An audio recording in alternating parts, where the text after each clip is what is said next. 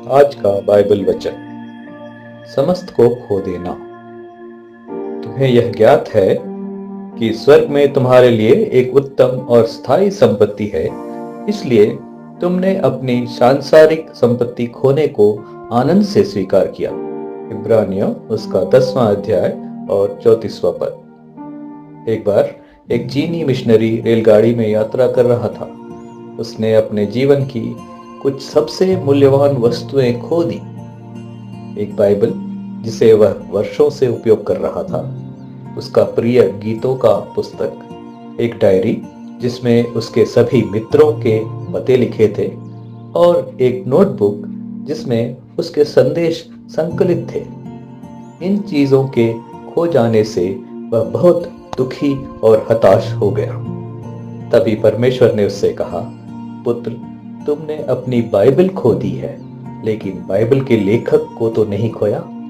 तुमने अपनी गीतों की पुस्तक को खो दी, लेकिन जो गीत मैंने तुम्हारे हृदय में दिए हैं वे तो अभी भी तुम्हारे पास हैं। तुम्हारी संदेशों की नोटबुक खो गई, लेकिन सच्चा संदेश मुझ में, मसीह में, वह तुम में नहीं खोया।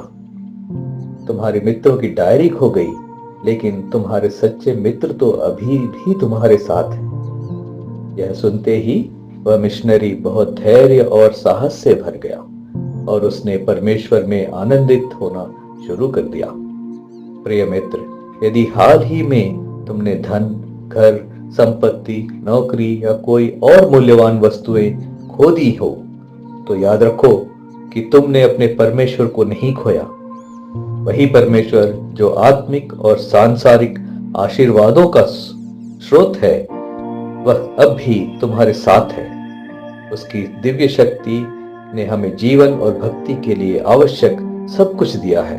पहला पत्रस उसका 1 अध्याय और 3 पद। जब अय्यूब ने अपनी सारी सांसारिक आशीषें खो दी, यहाँ तक कि अपना स्वास्थ्य और संतान भी खो दी, और उसकी पत्नी ने उसे परमेश्वर को छोड़ने की सलाह दी, तब भी उसने परमेश्वर को नहीं छोड़ा।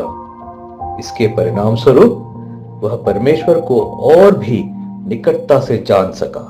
उसने कहा, पहले मैं केवल सुनता था, पर अब मैं अपनी आंखों से तुझे देख रहा हूं। अय्यूब उसका 42वां अध्याय और 5वां पद। अंततः परमेश्वर ने उसे दोगुनी आशीष दी और वह एक महान साक्षी बन गया।